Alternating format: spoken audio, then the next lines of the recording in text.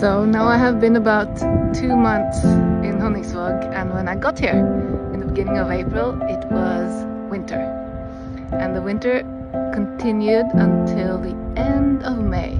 The last snowstorm was on the